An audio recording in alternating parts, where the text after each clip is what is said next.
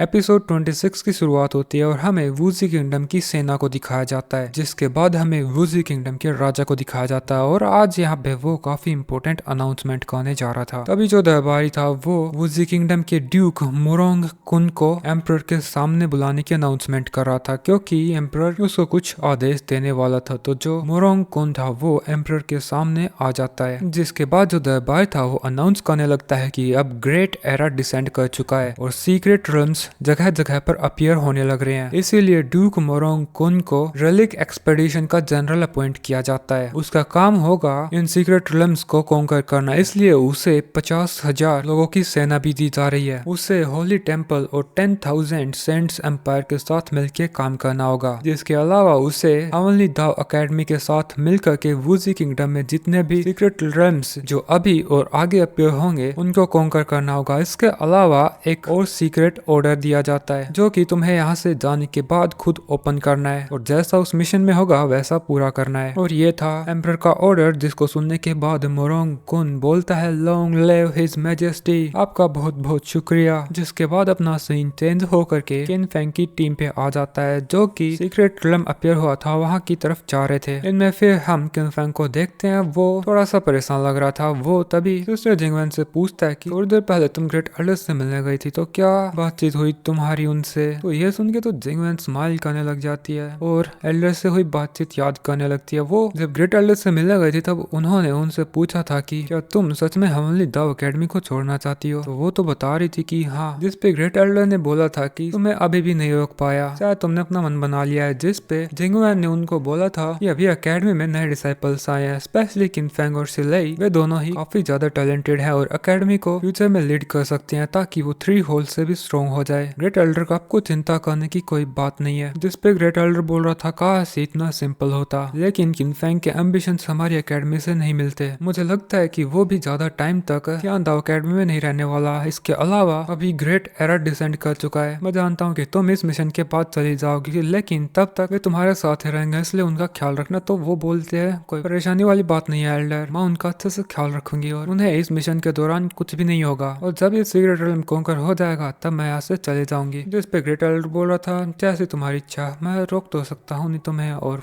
यही सब वो सोच रही थी। अब जिंगवेन ने काफी देर तक किनफेंग के सवाल का जवाब नहीं दिया था और बाकी लोग भी कंसर्न होने लगे थे। तभी लिंगर उसे पूछती कि क्या तुम सच में अकेडमी छोड़ के जा रही हो? तो जिंगवेन उसको बोलती है कि चिंता मत करो, मैं अभी तो कहीं नहीं जा रही हूँ। तभी किनफेंग भी उसको पूछने लगता है कि मैंने ग्रेट एल्डर्स को ग्रेट एरा के बारे में बातचीत करते हुए सुना था, वो क्या है, क्या आप हमें बता सकती हो? तो वो बताने लगती है कि हजारों साल पहले हमारा कॉन्टिनेंट बिल्कुल बदल गया था। जो आज हो रहा है सेम टू सेम हजारों साल पहले भी हुआ था। जगह जगह पर सीक्रेट रम्स ओपन होने लगे थे, हमारे कॉन्टिनेंट में स्पिरिचुअल एनर्जी बढ़ने लगी, ओनली ट्रेजर्स अपीयर होने लगे और अपीयर होने लगे जीनियसेस जो एक से बढ़कर एक डिवाइन एबिलिटी पोजेस करते थे। सारे कल्टिवेटर्स धीरे धीरे करके स्ट्रॉन्ग बनते गए और उस ताकत ने उन्हें भ्रष्ट कर दिया और वे लोग एक दूसरे से स्ट्रॉन्ग बनने के लिए एक दूसरे से लड़ पड़े और इस सब का फायदा उठाया डीमंस ने। एक के बाद एक सेंट मारे जाने लगे, 7 में से सिर्फ 1 सेंट ही बचा और बचे कुछ इंसान फिर डिसोलेट एंशिएंट लैंड्स में घुस गए, जिससे अब उनकी जान बच पाई। और ये सेम अभी फिर से हो रहा है, सीक्रेट रम्स फिर से अपीयर हो रहे हैं। शायद यही है ग्रेट एरा। अब ये अच्छाई है या फिर बुराई, ये कुछ कहा नहीं जा सकता। एक बात कंफर्म है, जब ताकतवर बनने की बारी आएगी तो कोई किसी को मारने से पीछे नहीं हटेगा। और ये फिर ऐसे ही आगे बढ़ते जाते हैं, जिसके बाद ये लोग एक सिटी में आ जाते हैं जहाँ पे रेस्टोरेंट में खाना खाने के लिए रुके थे। जिंगवेन बोल रही थी इनको कि आज हम लोग यहीं पे आराम करेंगे और कल सुबह होते ही निकल जाएंगे। जिसके बाद ये सीट पे बैठ जाती है और वेटर्स को आवाज लगा के उसके पास बुलाने लगती है। वो तरह तरह की वाइन्स उनसे मंगाती है, जिसके बदले में वो उस वेटर को एक 4th रैंक का डीमन कोर देती है। लेकिन वो उसे फ्री में नहीं दे रही थी, बल्कि उसके बदले इन्फॉर्मेशन मांग रही थी। तो वो बंदा भी समझ जाता है कि ये लोग यहाँ पे सीक्रेट रूम के लिए आए हैं।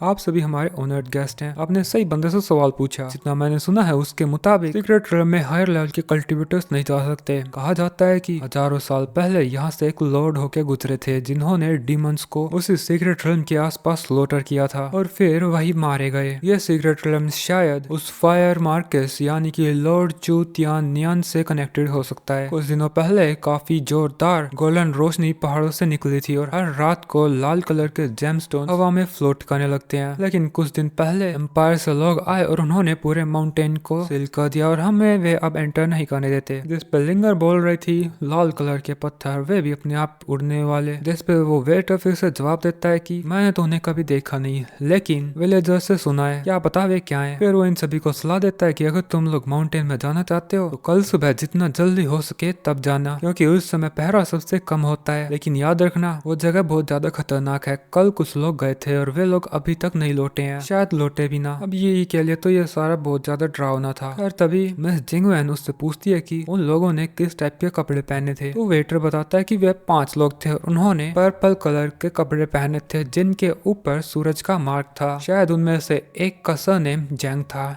या फिर कुछ ऐसा ही, मुझे याद नहीं। इतनी देर में शिलई बोल पड़ता है कि वो शायद जैंग वुयू ही होगा। तो हमारे दुश्मन भी यहाँ पे आए हैं, वे हमारा कभी पीछा नहीं छोड़ते। अब ये सारा सुनकर तो किन फेंग थोड़ा परेशान हो जाता है, जिसके बाद ये कल सुबह होते ही माउंटेन्स के अंदर आ जाते हैं। ये बोल रही थी कि क्या वो जैंग वुयू सच में मारा गया होगा, लेकिन ऐसा तो था नहीं। मिस जिंगवेन बोलने लगती है कि वो और उसका ग्रुप काफी ज्यादा हाईली स्किल्ड है, वे मामूली डीमन से कैसे मारे जा सकते हैं। अब ऐसे ही ये लोग थोड़ी देर और बातचीत करते करते आगे बढ़ते जाते हैं। अब थोड़ा आगे बढ़ने पर इन्हें कुछ आवाजें आने लगती है और हमें कुछ सिपाहियों को दिखाया जाता है जो काफी बुरी हालत में थे। शायद इन पे अभी अभी किसी डीमंस ने अटैक किया हो। और अपने हीरोज को देख करके वे उन लोग उनकी तरफ बढ़ने लगते हैं कि तभी जो जिंगवेन थी वो उनको तियानदाओ अकेडमी का टोकन दिखाती है कि हम वहाँ के डिसाइपल्स हैं और सीक्रेट रियल्म एक्सप्लोर करने आए हैं। तो ये लोग साइड हो जाते हैं। किन फेंग एक बंदे से पूछता है कि यहाँ पे क्या हुआ। तो एक बंदा बोलने लगता है कि अब तुम लोगों को क्या बताऊं मैं, कल रात को कुछ एरोगेंट बच्चे घुस आए थे, हमने उनकी जांच पड़ताल करने की कोशिश की, तब उन्होंने हम पे हमला कर दिया। तभी हमें दिखाया जाता है कि सामने की तरफ बिजलियां गरजने लगती हैं। तो किन फेंग का ग्रुप जल्दी से आगे की तरफ चल जाता है। थोड़ी देर तक उसी दिशा में आगे चलते चलते ये लोग एक डेंस फॉरेस्ट में आ जाते हैं। वहाँ भी ये लोग चले ही जा रहे थे। किन फेंग बोल रहा था मुझे ये फॉरेस्ट बहुत ज्यादा स्ट्रेंज लग रहा है, यहाँ पे ना तो किसी इंसेक्ट ना ही किसी बर्ड की कोई भी आवाज हो रही। ये बोल रही थी उन्हें शायद वो और उसके ग्रुप ने मार दिया होगा। जिस पे लिंगर बोलती है अगर उन्होंने सारों को मारा होता तो कम से कम उनकी बॉडी तो यहाँ पे पड़ी होती। लेकिन तभी सामने की तरफ जो पहाड़ था उनमें इन्हें एक पैसेज दिखाई देता है जो कि शायद सीक्रेट रूम की एंट्रेंस थी। तो किन फेंग तो बोल रहा था कि हमें चल के चेक करना चाहिए, लेकिन जिंगवेन बोल रही थी कि कुछ गड़बड़ है। इतनी देर में इनके पीछे बहुत सारे डीमन, इतनी देर में इनके सामने बहुत सारे डीमन,